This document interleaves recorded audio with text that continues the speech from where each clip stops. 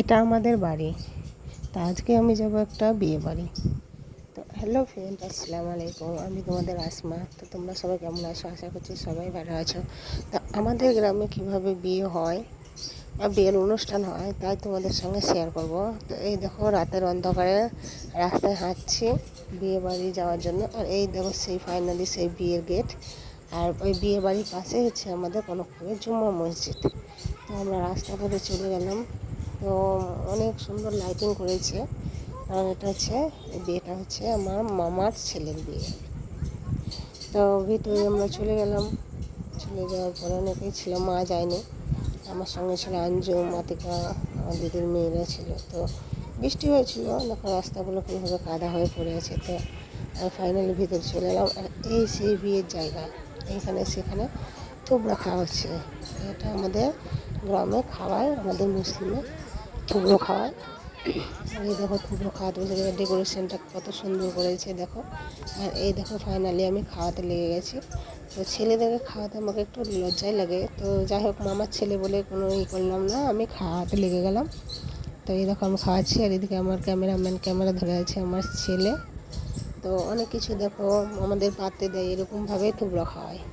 মিষ্টি, দই, মিষ্টি, তোমার সিঙ্গারা, আপেল, বেদানা, অনেক কিছু দিয়েছে। দেখো কি সুন্দরভাবে ওই ফলগুলো সাজিয়েছে, দেখতে সুন্দর লাগছে। আবার ফাইনালি আমার খাওয়া হয়ে গেল।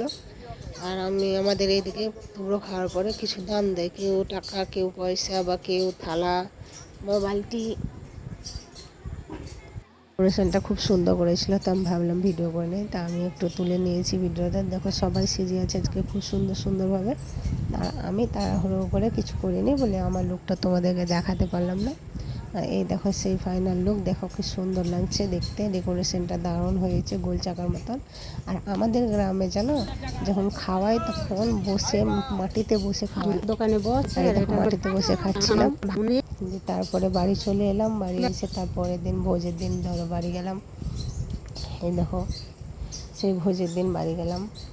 তারপরে এবার দেখো বউ, তোমাদেরকে বউটা দেখায়। বউটা দেখো কি সুন্দর বসে আছে, আর তার পাশে আছে আমার মামার মেয়ে। আর আমি আবারও ভিডিও করে নিলাম। আর এইদিকে খাওয়ার দিকে চললাম, পেট পুজো না করলে হয়।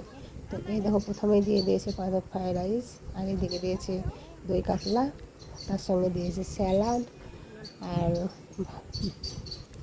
অনেক কিছুই ছিল। তারপরে চলে এলো পরপর সাদা ভাত। আর আমি খাচ্ছি, তোমাদেরকে দেখাচ্ছি। দেখো প্লিজ কেউ আমার খাবার দেখে লোভ করো না, আমি কিন্তু এগুলো খেয়েই নিয়েছি। তারপরে দিয়ে দিলে মাংস, চিকেন। আর এইদিকে দেখো আমার দিদির ছেলে, আর ওখানে আছে আমার আঞ্জু। দিয়ে এই পর্যন্ত আমার ভিডিও। তো টাটা, সবাই ভালো থেকো, সুস্থ থেকো।